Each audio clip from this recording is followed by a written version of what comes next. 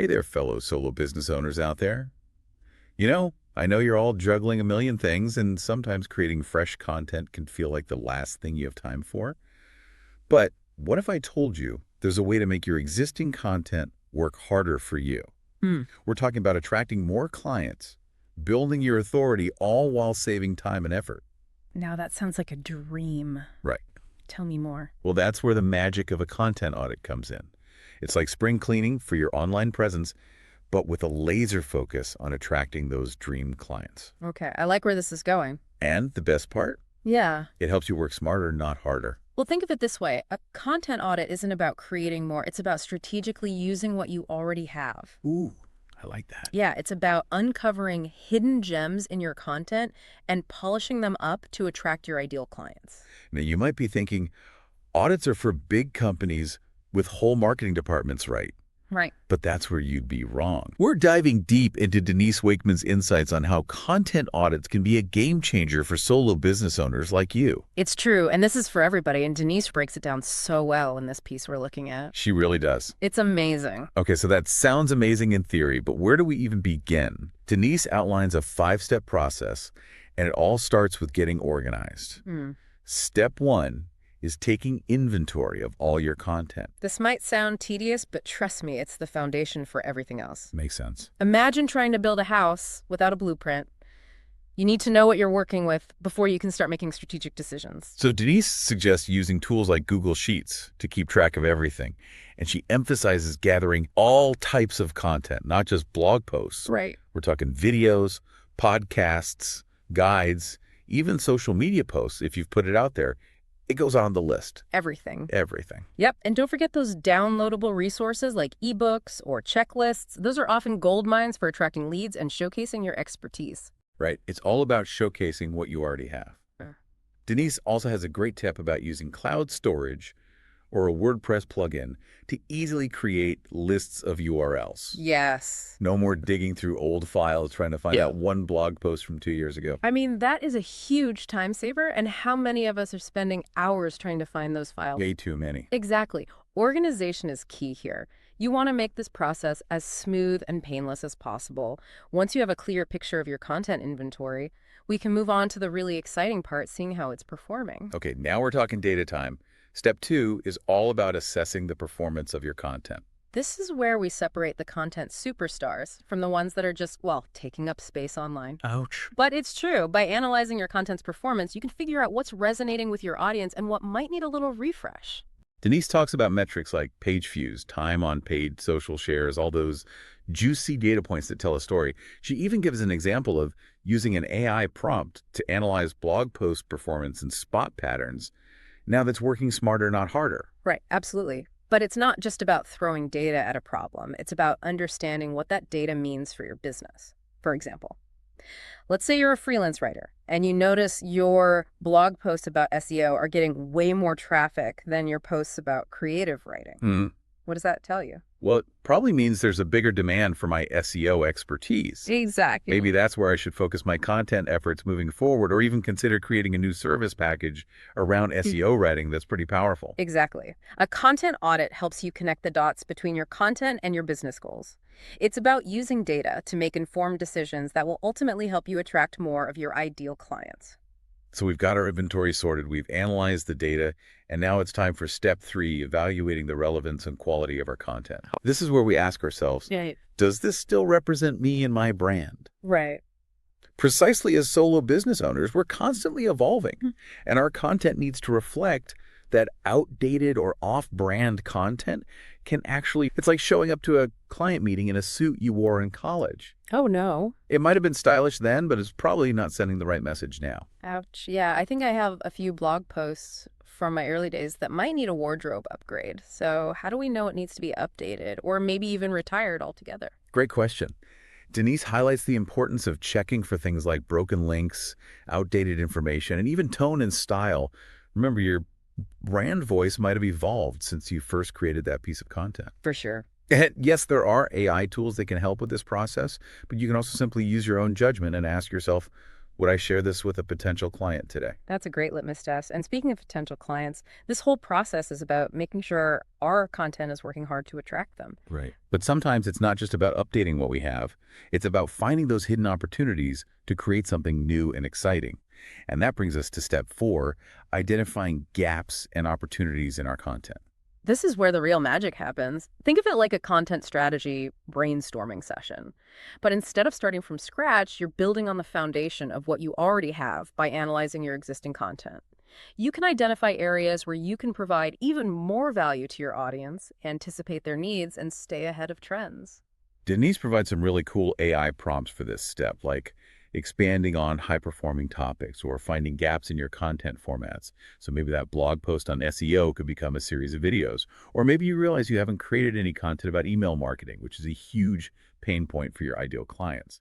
Imagine discovering all this potential hiding in plain sight. It's all about working smarter, not harder. And remember, you don't always have to reinvent the wheel.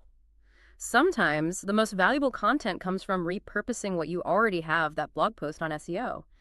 Maybe it can be turned into a checklist, a downloadable guide, or even a mini course. The possibilities are endless. Okay, so we've analyzed our content, brainstormed new ideas, and now it's time to turn all this insight into action. Step 5 is all about developing an action plan. Right. This is where we move from analysis to execution. We need a clear roadmap to guide our content effort to make sure we're actually making progress. And of course, Denise wouldn't leave us hanging. She suggests using AI to prioritize tasks and set timelines. So it's not just about having a to-do list a mile long. It's about knowing which tasks will have the biggest impact and when to tackle them. And remember, repurposing content is key for maximizing its reach. Think about how you can transform that blog post into a video, a social media series, or even a lead magnet. It's about making your content work harder for you. This is starting to feel less overwhelming and more exciting. I can see how a content audit could actually save time and energy in the long run. It's like setting your content on autopilot, so it's constantly working to attract those dream clients, even when you're busy with other things. That's exactly the point, and the best part. This isn't a one-time thing. Denise emphasizes the importance of regular audits to keep your content fresh, relevant, and high-performing. Think of it like a checkup for your online presence. Makes sense, just like we wouldn't skip our annual physical. We shouldn't neglect our content. It's an investment in our businesses after all. And speaking of investment, this whole process of auditing your content is really about maximizing the value of what you already have. You've put so much time and effort into creating this amazing content. Now it's time to let it shine and bring in those clients you've been dreaming of. So we've covered the 5 steps of Denise Wakeman's content audit process, but we've only scratched the surface. There's so much more to unpack, including specific AI prompts and pro tips that can help you at every stage of the process. And remember, this isn't just about theory. We're going to give you practical examples and actionable takeaways that you can implement in your own business right away. Remember, this is all about getting organized and creating a solid foundation for our audit.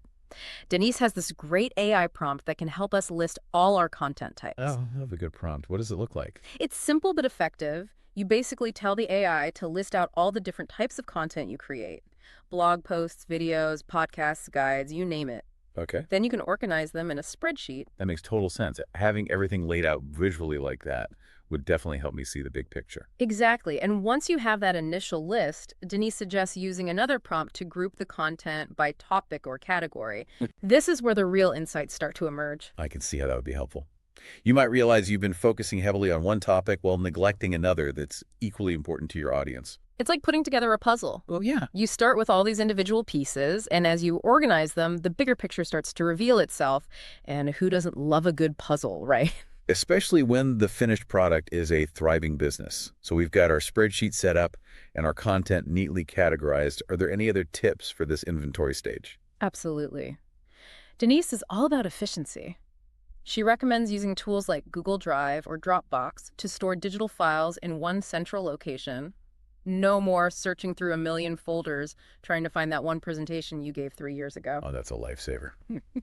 I'm definitely guilty of having files scattered all over the place. What about live content like blog posts? For those, she recommends exporting a list of URLs from your website. And if you're using WordPress, there's a handy plugin called Export All URLs that can do this for you in a snap, easy peasy. So we've tackled the inventory now onto the part that always makes me a little nervous, analyzing the data. Any tips for making this step less intimidating? Of course, remember, data is our friend. It's here to help us understand what's working and what's not. Denise has a great prompt for analyzing blog post performance. It looks at key metrics like page views, bounce rates, time on page, and social shares. Okay, but what do those numbers actually tell us? Sometimes I get lost in all the data jargon. I hear you. It's about understanding how people are interacting with your content. Are they staying engaged? Are they sharing it with others? These metrics tell a story. Okay. For example, a high bounce rate might indicate that people are landing on your page but not finding what they're looking for. Right. Maybe the content isn't relevant to the headline, or maybe it's just not engaging enough to keep them reading. So it's not just about getting traffic to your website. It's about making sure that traffic sticks around and actually converts into leads or customers. Exactly, and that's where the next prompt comes in. Denise encourages us to ask, what patterns do you notice in the high-performing content? This is about identifying those common threads, the topics, headlines, or formats that are resonating with your audience. Maybe you realize that your list-based blog posts always perform better than your long-form essays, or maybe you discover that your audience is really interested in case studies and real-world examples. Those insights are gold. It's like having a secret decoder ring for your content. You start to see what your audience is really craving, and then you can give them more of what they want. Precisely. And that brings us to step 3, evaluating relevance and quality. Remember that old suit analogy? This is where we make sure our content is still sending the right message and representing our brand in the best possible light. So it's not just about checking for broken links and outdated information. It's also about making sure our tone and style are consistent with our current brand voice. Absolutely. Denise has a prompt that helps us review our content for anything that feels off-brand or out of alignment with our current goals.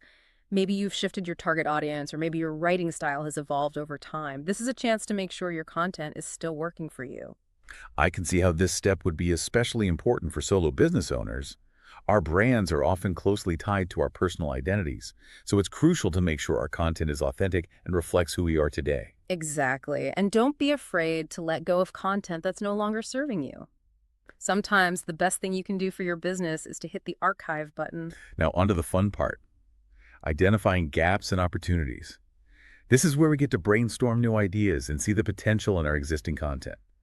Denise provides a prompt that encourages us to ask, what content gaps can I fill based on my current offerings and audience needs? This is where you can really get creative. Maybe you realize you have a ton of blog content, but no video tutorials. Or maybe you've been neglecting a certain social media platform where your ideal clients are hanging out. This step is all about finding those untapped opportunities to expand your reach and connect with more people. I love that it's about seeing your content with fresh eyes and realizing its true potential. And Denise has a follow-up prompt that takes it a step further. She encourages us to brainstorm ways to expand on our high-performing content. Maybe that popular blog post can be turned into an ebook or a webinar, or maybe you can create a series of social media posts based on the key takeaways from your most downloaded guide. It's all about leveraging what you already have to create even more value for your audience. This is starting to feel less like a content audit and more like a content treasure hunt. I love how this process helps us see the possibilities instead of getting bogged down in the overwhelm. And speaking of overwhelm, let's talk about the final step, developing an action plan. We've done all this analysis and brainstorming, but now it's time to put it all into action. All right, we need a roadmap to guide our content efforts and make sure we're actually making progress. Where do we start? Denise suggests using AI to help prioritize tasks and set timelines. It's like having a virtual assistant who can help you organize your to-do list and make sure you're focusing on the most important tasks first. Oh, that's brilliant. I'm all about anything that can streamline my workflow and make my life easier. And don't forget about repurposing content. This is where you can really maximize your efforts and reach a wider audience. Remember, you don't have to create everything from scratch. Sometimes the most effective content strategy is simply repackaging and redistributing what you already have. This is starting to make so much sense. It's not about creating more content.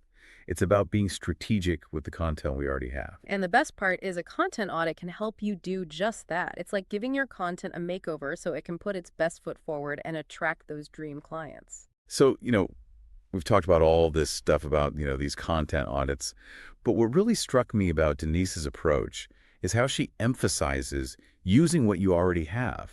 It's like she's giving us permission to stop chasing that create more content hamster wheel and just focus on making strategic choices instead. Yeah, and that's such a crucial point for solo business owners, We're already wearing all the hats.